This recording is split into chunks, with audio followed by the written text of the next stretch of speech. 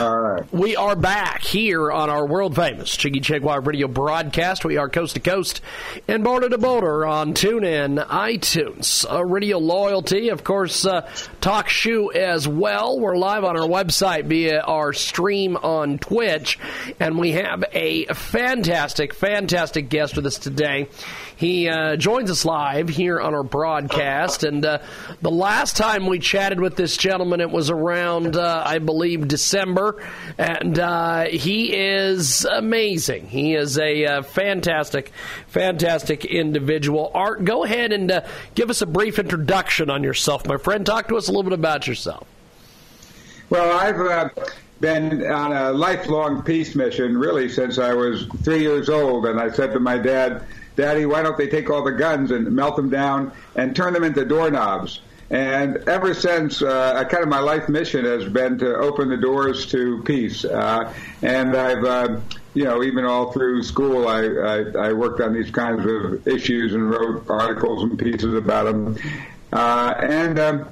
I produced a film called War Without Winners with Paul Newman, yes. And it was back in 1986, and it was very heavily used in the nuclear freeze movement because it was a powerful indictment of the current policies and a powerful call to with admirals and generals and celebrities and so on talking about the nuclear war issue and how Admiral Iraq saying, you can't fight and win a nuclear war, you can only avert it. And I was also a researcher on the film The Day After, doing research on what the bomb damage would be different distances from the epicenter. To build the sets, they needed to know what would be the bomb damage here or there, and I was the researcher on that. And I would wake up with nuclear war nightmares. It was just, incredible doing this kind of work, and I found it was almost disempowering me. I couldn't.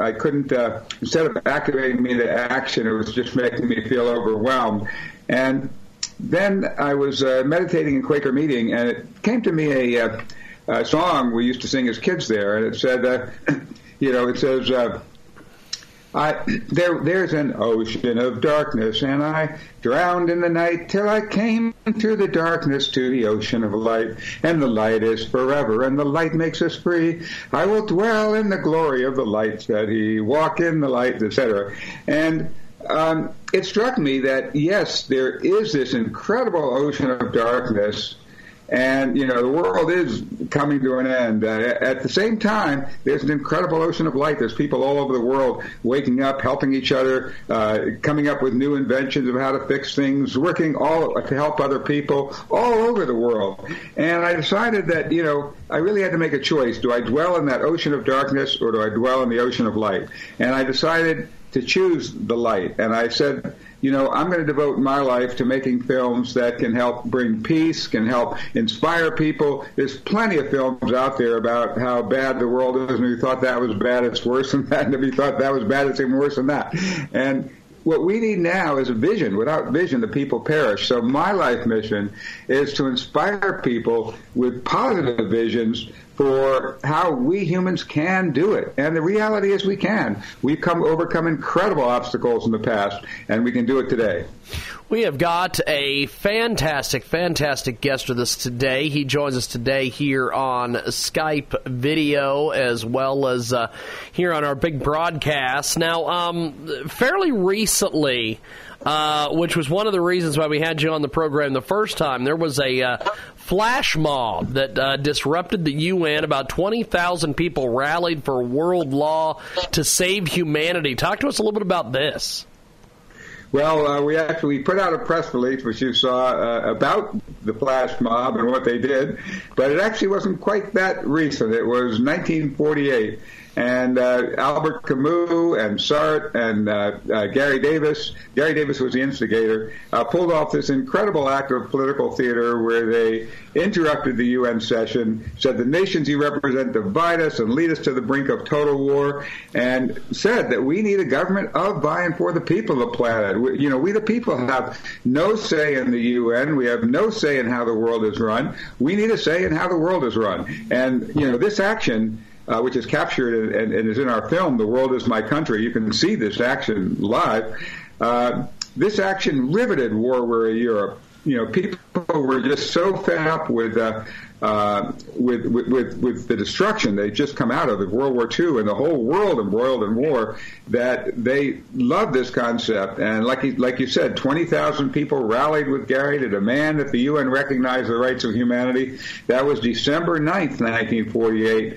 The very next day, the Soviet Union, which for years had been obstinately objecting to the Universal Declaration of Human Rights. They said it's an intrusion on our internal sovereignty.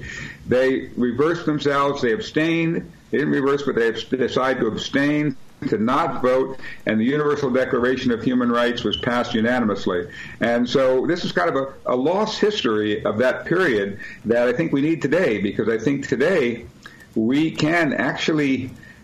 today we're actually in a position where our world is again embroiled in fights over borders and chaos and insanity going on, and we need that vision of that alternative, and we need that spark that can elevate us to choose to begin to create the world that we choose. I mean, that was an incredible thing when that Universal Declaration got passed.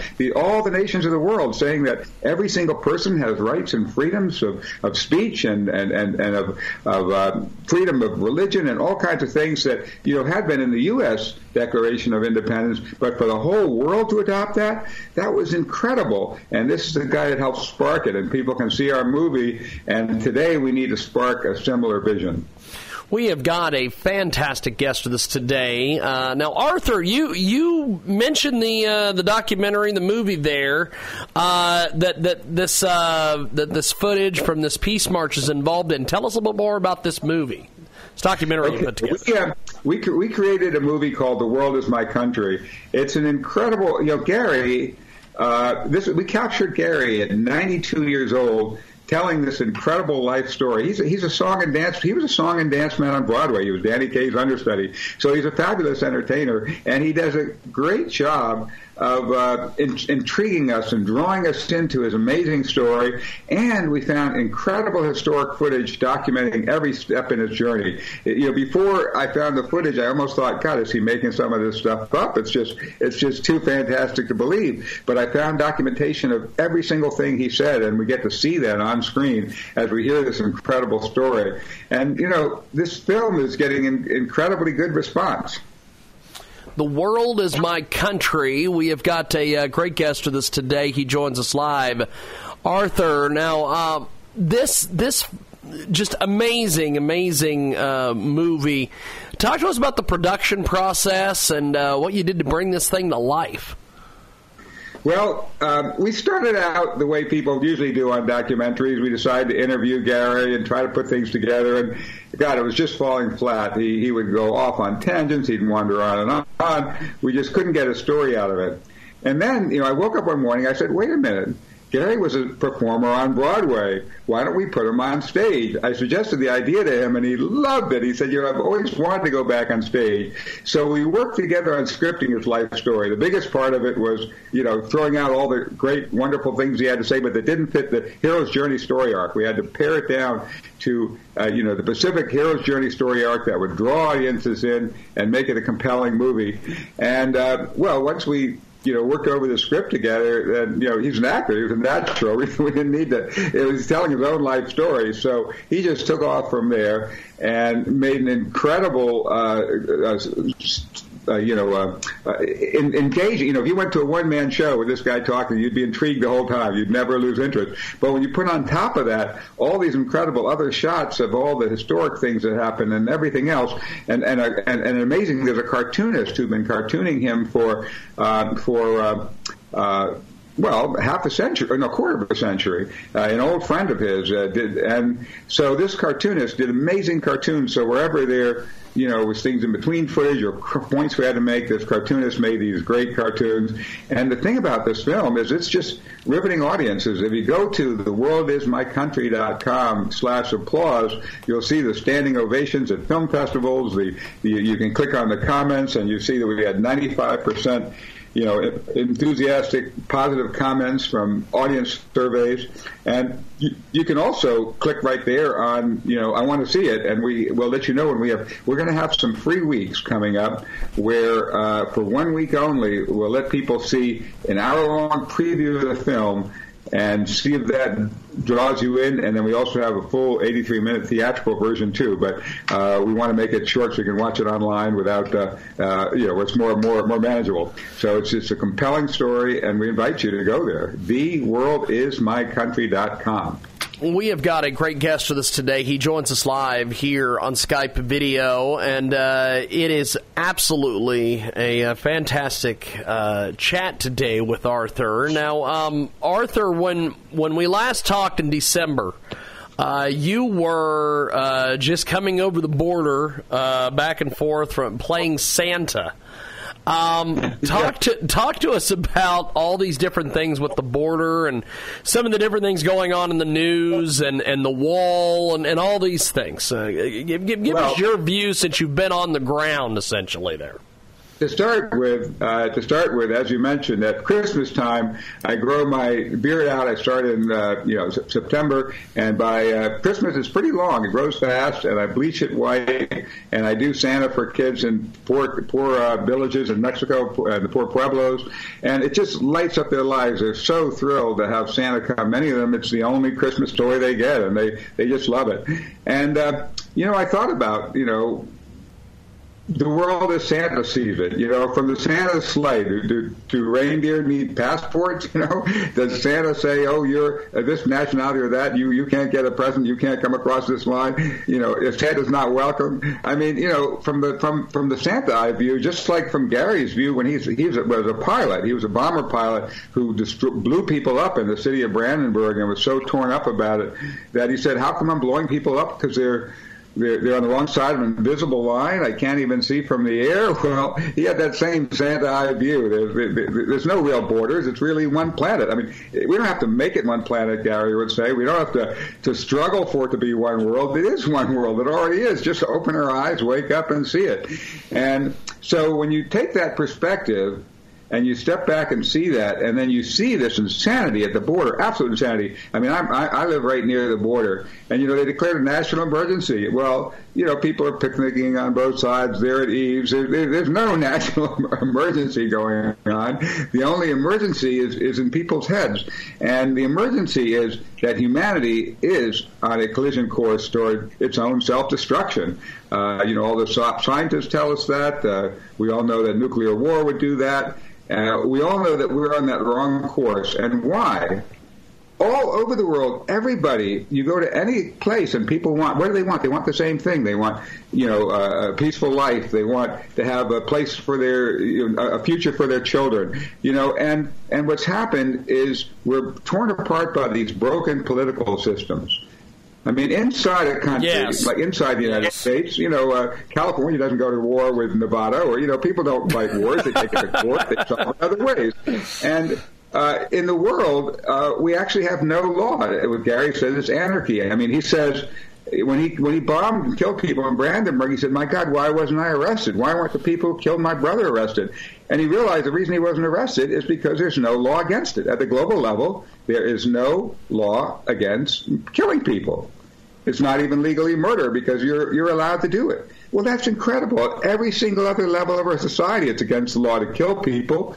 Why isn't it globally? Because we're stuck in these boxes called nation states, and the reason we the people feel so powerless is because the corporations aren't stuck in that box. They're multinational. They operate globally. So the country says, "Oh, you've got to stop your pollution." They say, "Oh, yeah, then we'll move our jobs at our factory elsewhere." "Oh, no, wait. We won't make you stop your pollution. Please stay at our community." And so originally, in Jefferson's day, corporations were chartered by the government. They had a 20-year lifespan, and they had to serve a public good. If they didn't do it, their charter was pulled. They went out of business. The people were on top. The corporations were underneath. But because we're locked in that box, closed boxes called nation states, and they got all the power. They got on top. They got all the money. They got all the resources. They hire all the politicians. They fix all the elections. The military that wants, when the Soviet enemy died, they had to find another enemy, and they came up, first with Panama and Grenada. You couldn't keep a military-industrial complex going with that. And then they came up with this brilliant idea of a war on terror, never ending. It keeps creating more enemies. It's the perfect fodder for the military industries to go on.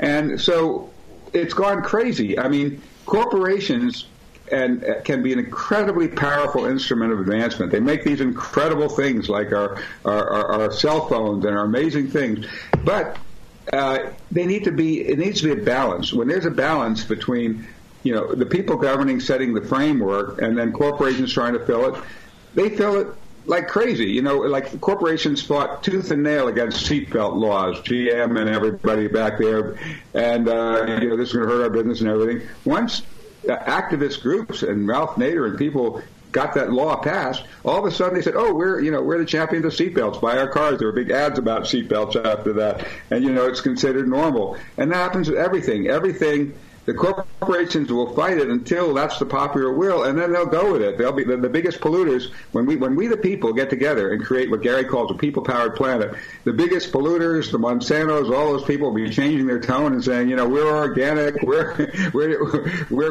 for world law. They're going to switch their tone because we the people are the ultimate power, and once we claim our power at that global level, once we break out of that nation-state box and start getting together with others all over the planet and using this incredible, the incredible tools of the internet and so on to create something that brings to the top the highest and best wisdom of humanity, we'll have an incredible way to finally take back our power and to run the world in a way that will help people. And not that we, they, you versus them democracy where one side wins and one loses. A new system that Gary was talking about that, it's kind of a synergy, something that brings together the best of all parties rather than bringing us to the lowest common denominator. Yes, I completely agree with you, my friend. We have got a fantastic guest for this today. Joins us on Skype video today. Now, Arthur, what do you make of the resurgence, I guess, in the political world of young people and some of these folks identifying as socialists and getting excited about socialism? I know that the Fox Newses of the world and people like that like to take this out of context. They don't seem to understand what you just basically laid out for us, that young people are tired of, not having proper pay and big corporations being allowed to do whatever they want and not have to pay taxes and things like this.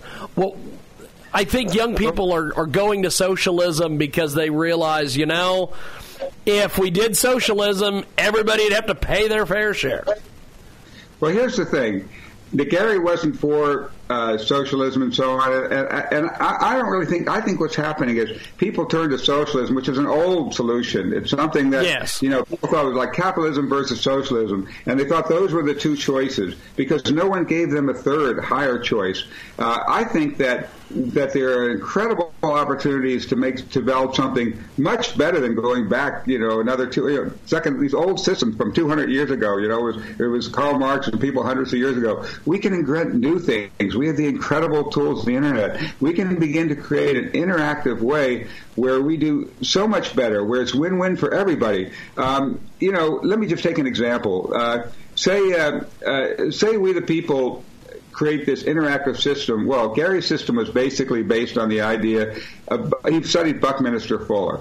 And Buckminster Fuller, as you know, invented the geodesic dome and the geodesic sphere. Well, the geodesic sphere is incredibly strong and powerful, and it's a great new organization chart because in the old organization chart, the king's on top or the president's on top, the company president, whoever else, and everybody else is underneath. But you change that to a geodesic sphere, and everybody's on top. Yes, when it comes to administration, the president's on top, but when it comes to to running the bathrooms, the janitor's on top. And if he doesn't do his job in a company, and if the bathrooms are overflowing and everything, and you can't use them, the whole company will grind to a halt. People can't work without having a place to go to the bathroom. And if he doesn't connect with the suppliers to make sure there's toilet paper, and if the suppliers don't connect to the next person in the run, so everybody's important in their sphere, and everybody in what they're doing is important. So in that geodesic sphere model, every one of us is on top of the world. And if we begin to develop a way where these kind of, in Gary's Syntegrity model, he called it, where these kind of geodesic spheres of people interact with other people, we can begin to create an incredibly more resilient, strong way of governing our world. And we can go from being the governed to the governors of this small planet. We have got a fantastic guest today, well-spoken, well thought out, well put together. Arthur, you are fantastic, my friend. Looking at the presidential race and some of the different things coming up in 2020, from your perspective, what do you think we need to do to kind of right the ship and get things back on track, my friend? Well, Gary always said that he wasn't proposing world citizenship instead of your other citizenship. You're a citizen of your city, of your state, your country. Just add the top-level world. So, yes, we need to deal with the national politics and so on, but the reality is, as we've already seen, you could have a saint for president, and they'd still be stuck in the system. I mean, even someone like Obama, who was so well-spoken, was doing terrible things about excluding certain immigrants, was doing these bombing, the drone bombings of people and all that stuff. Yes. Not because he was a bad person, but because he was stuck in this broken system. And I think that the key thing is that we need to begin to imagine and create a whole new, better way to govern the world. Yes, we need to handle the politics at the local level and at the national level. And yes, people need to get involved and vote and everything. But that's only part of the job. The bigger job is to go beyond that, to begin to create this people-powered planet. And here's the key thing about it. If you take a group, there are many wonderful movies about this where they've done that. They take Arabs and Israelis and bring them together. There's one where NYU students were all at odds fighting each other, and then Katrina happened, and they went on a bus together to help Katrina, and they began to say, I wish all Jews were like you. You're really cool. Oh, I wish all Arabs were like you. Man, you are a great person. They became great personal friends. Well, what happens is if you take people and you say, who's right, the Arabs or the Israelis? No, I'm right, you're right, I'm right, you're right, boom, boom, boom, boom. But if you say, what's a common objective? In this case, it was helping the people of New Orleans.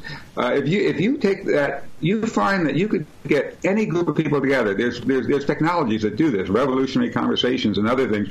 There's groups working the red and blue states and so on, where they take people from opposite sides or at loggerheads, and they bring them together, and they use certain interactive techniques where people start to break through at a human level. And when you start breaking through at that human level, you begin to find that we all can relate to each other. We can come to positive solutions. So what we're proposing is, a new system of governance that instead of being a race to the bottom, and we're seeing that, economically too. I mean, it's a race to the bottom. Who can pay the lowest wages? Who can exploit the most? We need a race to the top, to the highest and best of humanity. And we can do that by creating new systems. And the reason why systems are so important, I mean, you can take the exact same people, and one side of a border, they could be in poverty and misery, and the other side, they could be doing well. The only difference is the system. It's not that the people are different. It's not because one is a different, type of person. It's because systems help create the way we function. And by creating a new system, we can create a far better way for all of us to function on planet Earth.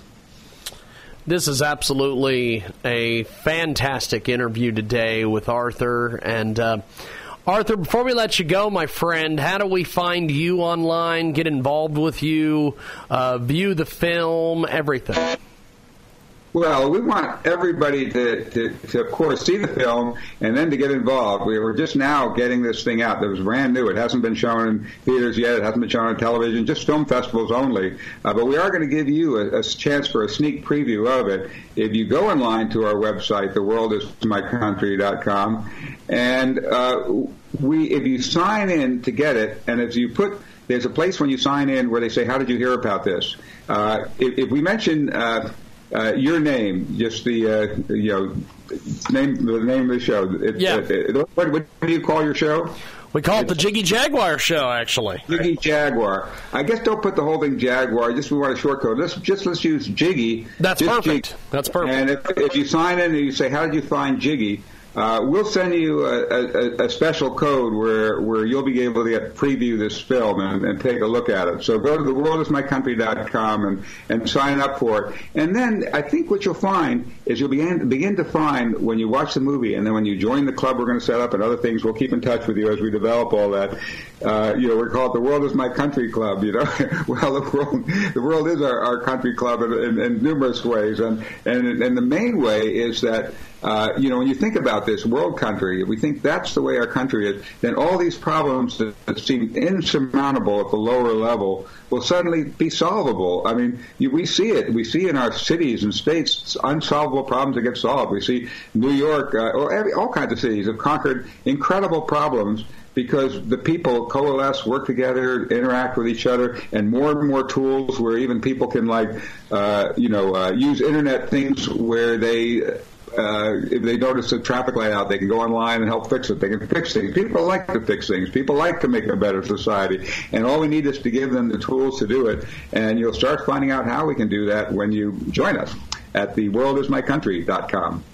Absolutely amazing. Arthur, you have been phenomenal as always. And I look forward to chatting with you again, my friend. Thanks for coming on with us today and hanging out with us and making this making this world a little bit better of a place to live in. Well, thank you, my friend. Thank you, Jiggy, and thank you for the great work you're doing in helping to get this kind of message out to people. Like I said, this is a brand new film, and we need all of you to come in and join us in building that people-powered planet. Definitely. Well, have yourself a wonderful day, and we'll talk soon. Thank you, Arthur. All right. Thanks, and you have a great day. Appreciate it, my friend. There he goes. And Arthur Kanegis is an amazing, amazing guy. We appreciate him making time for us today here on our big broadcast and chatting with us. We are going to take a timeout. And when we come back, oh boy, we got all sorts of things coming up. Stay tuned. It is the world famous Jiggy Jaguar Radio broadcast.